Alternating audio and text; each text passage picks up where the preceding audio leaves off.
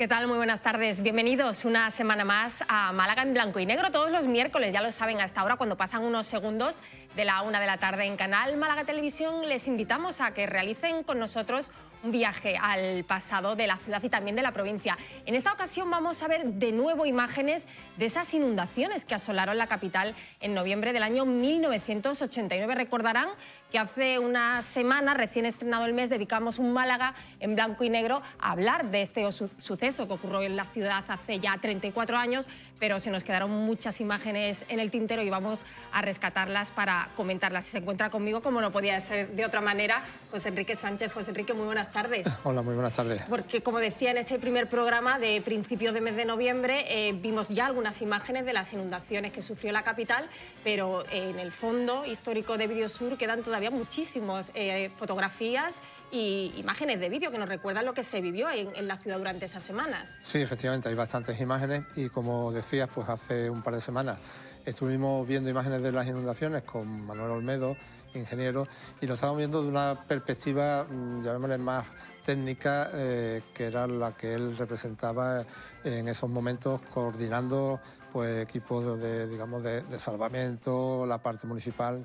Y bueno, tenemos imágenes y hoy queríamos darle otro enfoque, otra perspectiva desde alguna persona de las que estuvieron con esos equipos de rescate de la policía, de militares, al pie del cañón, en este caso metido en fango, metido en barro, ayudando a los ciudadanos. Pues si te parece, vamos a saludar ya a nuestro invitado. Esta semana lo vamos a ver a través de la pantalla.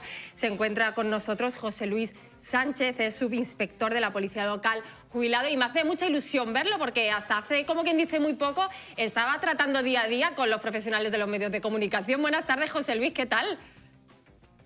Pues sí, Elena, buenas tardes, y además tengo una sorpresa para ti, que es una entrevista que hicimos, que me hiciste en mi oficina, justo el día, espero que se pueda ver. Pues sí, estoy viendo la foto antes. Y creo que me reconozco con una mascarilla con mi compañero Benjamín Ramírez. Era los primeros instantes cuando estalló la pandemia del coronavirus, que nos acercamos a la jefatura. Me acuerdo perfectamente, José Luis.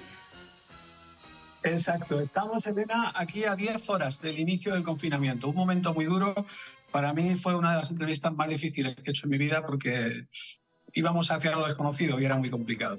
Encantado de saludarte, Elena, encantado de saludarte, José Enrique. Muchas gracias por contar con la Policía Local de Málaga y, en este caso, conmigo. Sabe José Enrique que hubiéramos querido llevar ahí el plató a otro compañero porque yo ahora mismo no me encuentro en Málaga, pero bueno, al final hemos entrado por aquí y nada, un placer y muchas gracias. Nosotros encantados de tenerte aquí. Antes de comenzar el programa, José Luis, yo le decía a José Enrique, en el año 1989, hace 34 años, debía ser muy jovencito, ¿no? Recién licenciado, como quien dice, en esto de la policía. Muchas gracias. Sí, era, bueno, un saludo a mi promoción, a la quinta promoción. Fijaros si el tiempo ha pasado, que vamos por la 16 en la plantilla de la Policía Local de Málaga. Un saludo a mis compañeros de la quinta promoción que tuvimos ese bautismo de fuego con las inundaciones. Empezamos el día 5 de junio a trabajar, y el 5 de noviembre salimos a hacer nuestras prácticas. Y fijaros el bautismo de agua que tuvimos en nuestras prácticas. Nunca mejor dicho, José Enrique, bautismo de agua solo 5 meses después de tomar posesión oficial de la plaza. Sí, fueron, digamos, momentos bastante críticos en la ciudad, y yo, si os parece, pues bueno, vamos a ir viendo imágenes y las comentamos con José Luis, de esa situación de desesperanza, de necesidad de ayuda por parte de los ciudadanos, y ahí estaban la Fuerza y Cuerpo de Seguridad, y hoy representadas por José Luis. Pues nos vamos a acercar a esa tromba de agua que cayó en la ciudad, como recordarán, en noviembre del año 1989.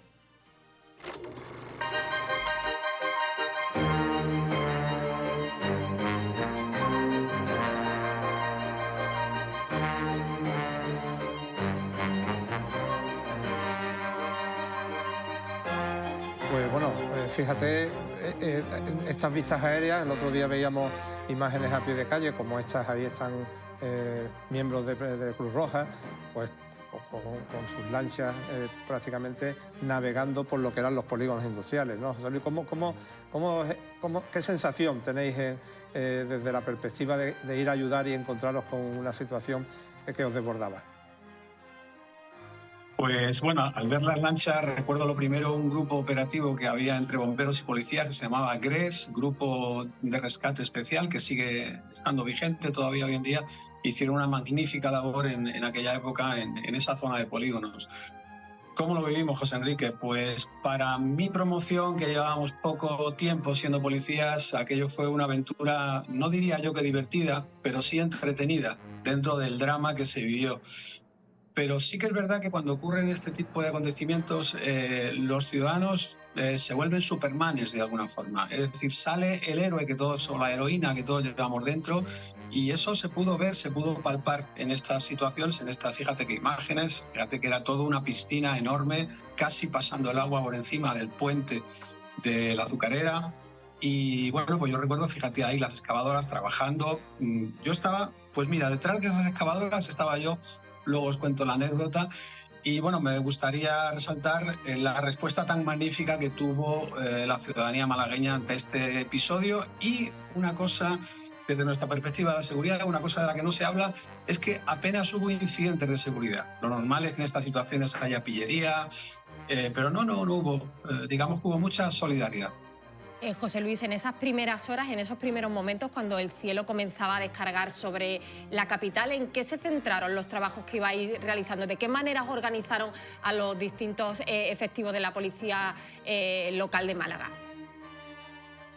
Pues con posterioridad a estas inundaciones y a otros acontecimientos, digamos, de naturaleza desbordada que se han producido, se han ido generando órganos de coordinación de la seguridad. En esta época no existía prácticamente nada, vi el programa anterior y digamos que el órgano de seguridad se situaba en el Salón de los Espejos del Ayuntamiento y ahí se coordinaba un poco todo, pero de una forma un poco deslavazada. Entonces, bueno, pues nosotros a nivel municipal estábamos coordinados con Protección Civil, que entonces era muy incipiente, y con bomberos, en la medida de lo posible y absolutamente desbordados, por supuesto, nosotros, porque nos exigía mucho más la ciudad de lo que nosotros podíamos dar. Hicimos todo tipo de turnos, muchísimas horas de trabajo y afortunadamente el coche que he querido poner a mi espalda es un Nissan Patrol de la época. Se habían adquirido 3 Nissan Patrol largos de 6 cilindros y varios furgones Ford Transit, todos ellos diésel, y hicieron un trabajo encomiable estos vehículos en aquellos días. Claro, porque decía José Luis, efectivamente, que en aquellos momentos todo lo que era afrontar catástrofes como esta, prácticamente es que no había una estructura ni una coordinación. Y bueno, pues ahí creo que fue importante, como decía José Luis, el espíritu de colaboración de todos y además la coordinación con las emisoras de radio, porque no había redes sociales, recordemos, en aquella época, y los mensajes a la ciudadanía pues se emitían por las emisoras de radio, si yo no recuerdo mal, ¿no, José Luis? Sí, correcto. En aquella época tú tendrás el dato mejor que yo, José Enrique. Canal Sur, yo pienso que todavía no emitía en abierto o no emitía, y la única forma de comunicación que tenían los ciudadanos eran los teléfonos fijos y las emisoras de radio. Nosotros en policía teníamos una emisora, hoy en día esa emisora es mucho más moderna, tiene 12 canales. En aquella época solo tenía 2 canales y estaba colapsada, siempre estaba colapsada. Pensemos además que meses antes de las inundaciones, Torremolinos se segregó de Málaga y a nosotros, a nivel seguridad, municipalmente lo que se hizo fue cederle vehículos y policías al nuevo Ayuntamiento de Torremolinos, y cuando las inundaciones, este dato muy curioso, compartíamos emisora los policías locales de Torremolinos y los policías locales de Málaga. Ellos tenían un indicativo que era Torre 1, Torre 2, y nosotros pues teníamos nuestros indicativos normales. Tuvimos la suerte de que nuestras transmisiones aguantaron, tú de eso también, Enrique, entiendes, José Enrique, aguantaron el tirón, fallaron a veces, pero aguantaron, porque si nuestras transmisiones se hubieran roto, ahí sí que no sé qué hubiéramos podido hacer, porque estaríamos incomunicados. Claro, y me imagino que horas extras no las cobraríais, claro. en esa época me imagino que no, José Luis. Mira, nosotros, mi promoción, La Quinta, que vuelvo a saludarles, teníamos tanta ilusión en aquel momento que llegábamos a trabajar 24 horas seguidas, y lo que menos nos preocupaba, tanto a nosotros como al resto de la plantilla, lo que menos nos preocupaba era si iba a haber horas extras. Porque sentíamos que la ciudad nos necesitaba. Fíjate, salen imágenes, han salido imágenes de la zona del aeropuerto. Recuerdo que del aeropuerto estuvieron personas sin salir durante 3 días. Y ¿sabéis lo más curioso? Nos pedían, por favor, ropa interior. Es decir, no podéis ir a mi casa a traerme ropa, pero por favor, ropa interior. Yo no sabía que existía la ropa interior de papel, lo supe en aquel momento, y con esto Nissan Patrol que he querido poner en la imagen, pues acercamos ropa interior a personal del aeropuerto, como una de las tantas anécdotas que os podría contar. Hombre, claro, si estuvieron 3 días en el aeropuerto, las necesidades de comida y de aseo sí estaban garantizadas, pero claro, hay otras cosas que no habían entonces. Es cierto. Pues yo, si os parece, al hilo de lo que estaba comentando José Luis, de que hubo personas que estuvieron varios días, no solamente en el aeropuerto, sino también en el polígono Guadalhorce, porque el polígono Guadalhorce fue uno de los más afectados, no el primer día, sino al siguiente. Allí hubo muchísimas personas, en Fujitsu, especialmente fábricas que quedaron completamente anegadas. Vamos a ver si os parece imágenes también de esa zona de Guadalhorce y de las empresas de la azucarera que quedaron completamente aisladas, Náutica Antonio de la Peña, donde vamos a ver imágenes en que esos barcos y esos yates que ellos vendían están prácticamente casi para salir directamente al agua. Pues vamos a ver ese polígono del Guadalhorce, como decía José Enrique, completamente paralizado por las lluvias del 89.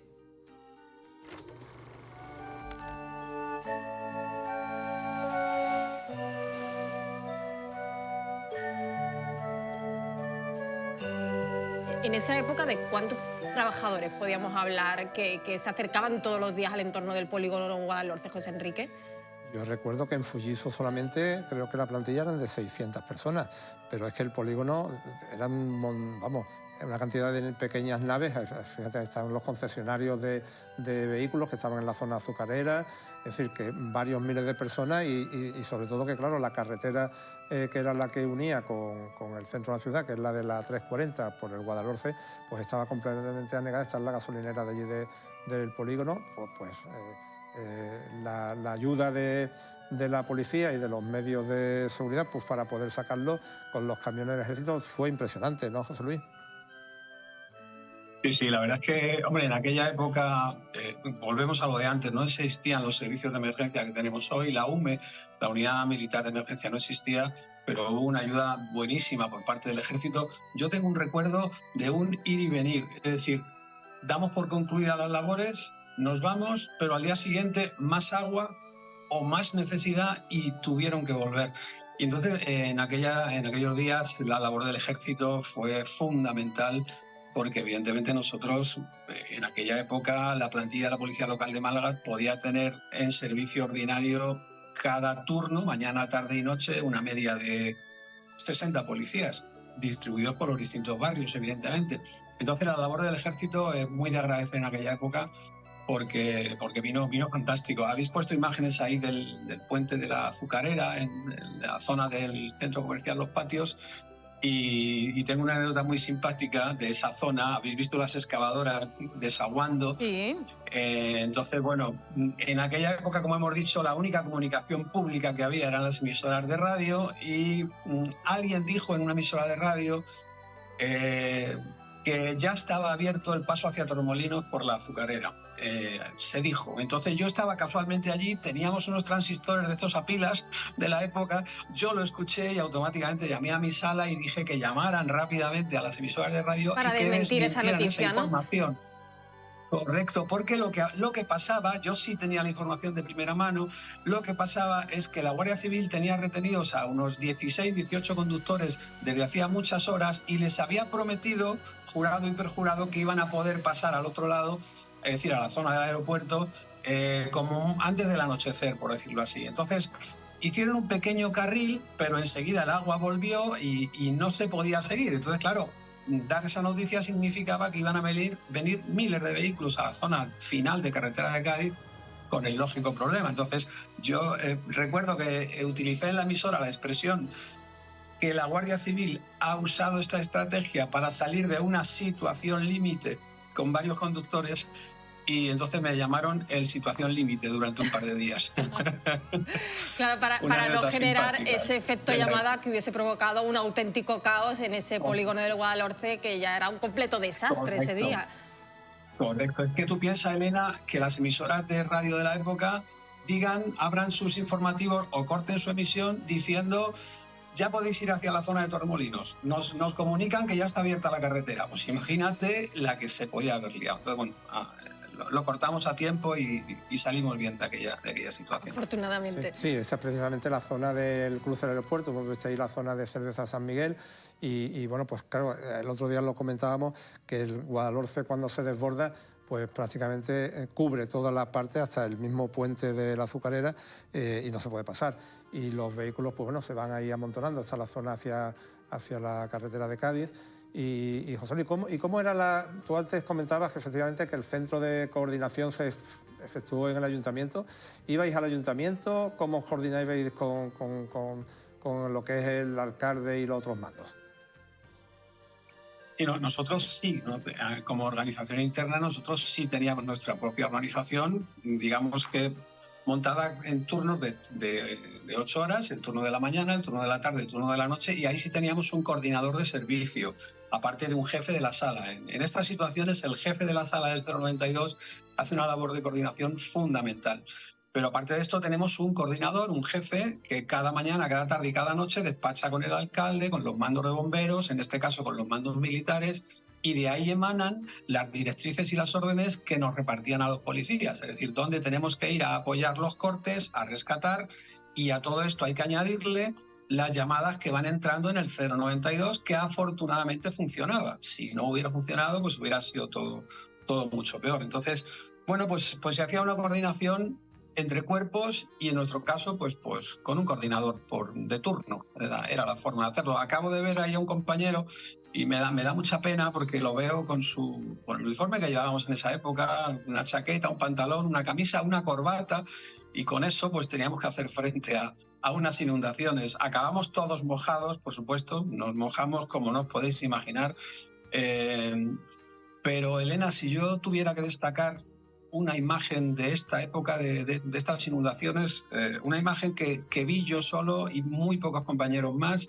Yo había ido a la Casona, ahora que citas la Casona, José Enrique, al ayuntamiento, al Paseo del Parque, creo que a asearme un poco, a ir al baño, a comer algo, no recuerdo exactamente por qué, pero ese no era mi sitio, yo había ido a lavarme, creo, y vi entrar, mi compañero de patrulla y yo, pocos más estábamos allí, vi entrar al entonces alcalde de Málaga, Pedro Aparicio, que venía en su coche oficial de barro hasta las rodillas y faltándole un zapato, mirando al suelo, con una cara muy acontecida, muy triste, y creo recordar que no tuvo fuerzas ni para mirarnos. Y aquella imagen se me quedó grabada como el momento de más drama o de más dolor de aquellos días. Bueno, una imagen tremenda porque además estamos hablando que las inundaciones del 89 no solo fueron un hecho puntual de un día, sino que por desgracia se repitieron en sucesivas ocasiones a lo largo del mes de noviembre y también en diciembre. Fue una recta final del año muy complicada para la ciudad, para todas las administraciones públicas, para todos los malagueños, para todos los cuerpos y fuerzas de seguridad del Estado. Sí, aquello fue muy complicado, Elena. José Enrique lo sabe perfectamente. Fue muy duro, fue muy difícil. Y, hombre, ahora resulta que en Málaga el agua no cae del cielo. En aquella época sí caía, pero yo creo que vamos a volver a vivir un episodio similar a este. Y como creo que decíais el otro día, algún día me refiero, porque ha habido más inundaciones desde el 89, no tan grandes, pero ha habido más inundaciones. Y me gustaría aprovechar, ya que he pertenecido a un cuerpo de seguridad y de alguna forma somos cuerpos de seguridad hasta siempre, aunque nos jubilemos, me gustaría decirle a la ciudadanía que si esta situación se vuelve a dar, pues lo más importante de todo es obedecer a las autoridades, colaborar en lo que se pueda, ayudar en lo que se pueda y desde luego evitar situaciones de riesgo. En los vídeos que poníais el otro día yo veía a gente andando tranquilamente con el agua por la cintura y por el pecho. Si no es una cuestión de vida o muerte, eso es muy peligroso. Es muy peligroso porque el agua, que estamos en un mar, ese agua no sabemos qué está arrastrando, no sabemos si está arrastrando un tronco, si está arrastrando un contenedor o si nos vamos a caer por un hueco de una alcantarilla. Entonces, si esto se volviera a suceder alguna vez, yo le pediría a la ciudadanía que tengan mucho cuidado con estas cositas, ¿vale? Sí que es verdad, como he dicho antes, que que detrás de cada uno de nosotros hay un héroe, una heroína, y en estos sitios se demuestra, pero no hay que tentar demasiado la suerte. El yo puedo, el yo llego, mi coche puede, se puede pagar caro, como pasó en el 89. Pues si os parece, hablaba José Luis de Pedro Aparicio. Recordemos que Pedro Aparicio estaba en aquel momento en Japón haciendo la presentación del parque tecnológico, que iban a comenzar ya, prácticamente se iba a inaugurar. Y bueno, pues se encuentra con una ciudad y tenemos fotografías, ya fotos que reflejan perfectamente y podemos comentarlas Vamos la a ir viendo esas situación fotografías que para se encuentra, acercarnos ¿no? todavía Claro. más al escenario que se vivía Claro, hace 34 años. José Luis comentaba de haber llegado el alcalde pues con el barro hasta la rodilla, un zapato menos. Claro, es que en una calle como esta, pues qué menos que te puedes ¿Qué esperar. estamos viendo en concreto, José Enrique? Pues Veo a un esto es señor con un paraguas. Sí, hay un paraguas ahí no sé si señalando. son cubos, ¿no? Esos son los cubos. En aquella época la basura se recogía con contenedores que se asignaban a cada comercio o a cada vivienda. Cada de esos contenedores tenían su número puesto y el de la vivienda. Al fondo tenemos la iglesia de Trinidad. Esto es la zona de la calle de Trinidad, la que está completamente anegada. Es decir que, fíjate, pues los enseres... ¿Eso es una cama? Es una Estamos cama. viendo la estructura de una cama sí. también. Ahí tienes un sofá, al fondo una José Luis sonríe porque me imagino que le recuerda a imágenes, ¿no? Que vio durante esos días bastante a menudo por las calles de la ciudad. Se vería de todo, ¿no? Sí, la verdad es que, el grueso del agua se contuvo entre los dos ríos, entre el Guadalmedina y el Guadalhorce, pero también es cierto que pasó al otro lado, no, digamos, entre el Guadalmedina y, ¿cómo decirlo así? Pues entre el Guadalmedina y la Alcazaba. Ahí también cayó mucho agua. Me contaba un compañero en aquella época que estaban en el coche patrulla, que era un Ford Orión de la época, en la Plaza de la Constitución parados, y el agua, una vez que empanzó el coche, es decir, como la foto que me he puesto de espalda, cuando el agua llega a la panza del coche, a los bajos, el Ford Orión empezó a flotar y les llevó hasta el final de la calle Larios, mejor dicho, hasta el inicio de la calle Larios con la Plaza de la Marina. Mira, ahí vemos vuestro coche, José Luis. Sí, perdona, Elena. Sí, estábamos viendo ahora en las fotografías el coche de la policía local al que has hecho referencia antes. Eso es. Entonces, cuando el agua supera ese nivel, el coche, aunque pensamos que pesa mucho, se convierte en una barca. Y entonces, en el momento que los neumáticos dejan de tocar el suelo, pues el coche empieza a destabilizarse y a moverse tranquilamente. Recordará José Enrique, no quería dejar pasar, en este otro tramo, aunque todo se centró en el Guadalhorce, Polígono Santa Bárbara, La Concha, recordarás seguramente, que creo que no lo hemos tocado, el cementerio de San Rafa, no, el que hay en la salida hacia Olletas. Este es el de San Miguel. Sí, el cementerio de San Miguel, no sé si recuerda, José Enrique, los espectadores, los féretros, que se rompieron los nichos y los féretros empezaron a flotar y llegaron hasta la zona del Molinillo, y restos humanos, restos óseos humanos.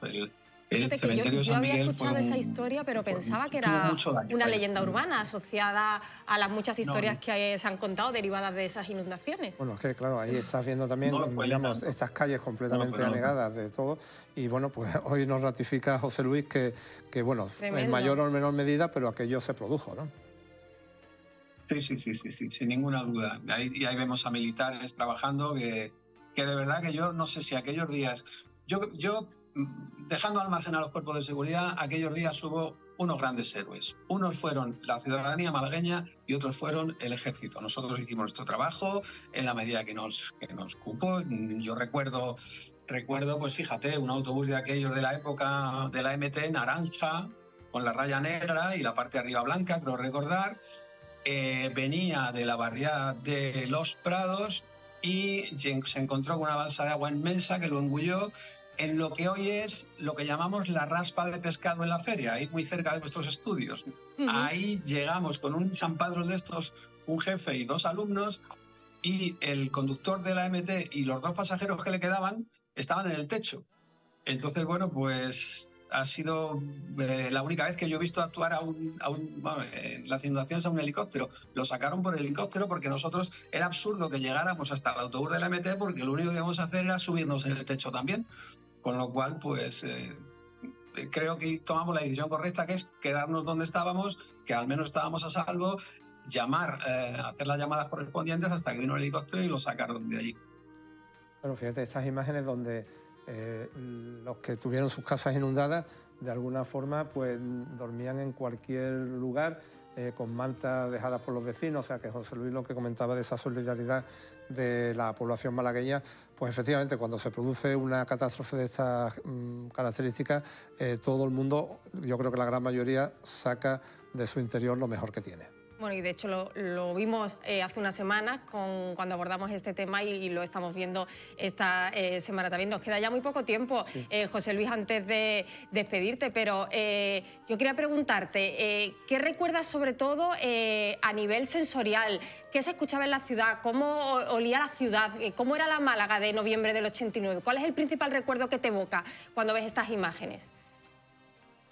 Pues mira, el recuerdo que tengo es silencio, silencio. O sea, la gente miraba y miraba en silencio, no había voces, no había gritos, no había niños jugando a la pelota, y entonces había un extraño silencio que suele haber en estas catástrofes, que poco a poco fue tornándose en bullicio, en algarabía, cuando por fin deja de llover, sale ese sol malagueño tan radiante que lo seca todo tan rápido y podemos retomar la vida. Y sí, permíteme, Elena, muy rápido, una cosa que solo vemos y solo vivimos los cuerpos de seguridad muchas veces es el post. Esto que dicen del post partido en el deporte, pues es el post drama.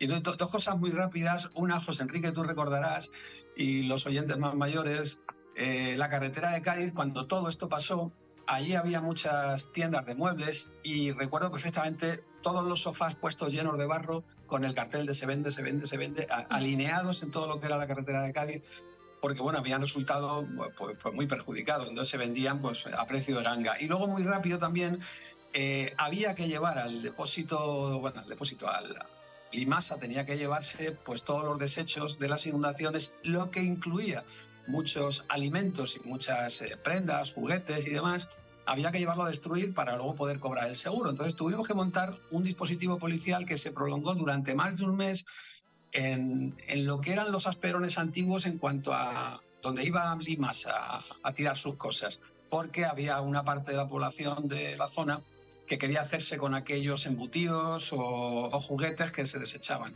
Pues bueno, José Luis Sánchez, nos quedamos ya sin tiempo, que nos tenemos que marchar. Muchísimas gracias por haber estado con nosotros. Te emplazamos a que antes de que termine la temporada vengas aquí al plató de Málaga en Blanco y Negro para seguir compartiendo con nosotros pues todas esas vivencias de tantos años. Muchísimas gracias. Muchas gracias, un placer. Gracias. Muy rápido, José Enrique, pregunta de la semana. Tenemos 30 segundos. Pues nada, el polígono industrial que tuvo mayor incidencia con las inundaciones. El nombre del polígono industrial, que lo hemos dicho, para el sorteo de la semana. Pues 608-025-028 es el número que están viendo en pantalla para responder a la pregunta de la semana. Sí. Y en el sorteo de los que han participado, pues Fran es el que ha resultado ganador. Nos pondremos en contacto con él para hacerle llegar las colecciones. Desde aquí nuestra enhorabuena a Fran y les animamos a que sigan participando. La semana que viene es festivo, 6 de diciembre no tenemos programa, regresamos la siguiente semana. ¿Titular dónde nos vamos? Pues nos vamos a ir a un suceso con imágenes que son únicas, que no se han publicado jamás, sobre un accidente que hubo en el año 76, en diciembre, en la Cueva del Gato, donde falleció un espeleólogo alicantino. Y tenemos, bueno, tengo, porque las hice yo, las diapositivas y las fotografías de aquel rescate y vamos a hacerlo coincidir con esa efeméride. Pues muchísimas gracias, José Enrique. Eso será dentro de 2 semanas. Les esperamos en Málaga en Blanco y Negro, ya saben, los miércoles a partir de la 1 de la tarde aquí en Canal Málaga Televisión.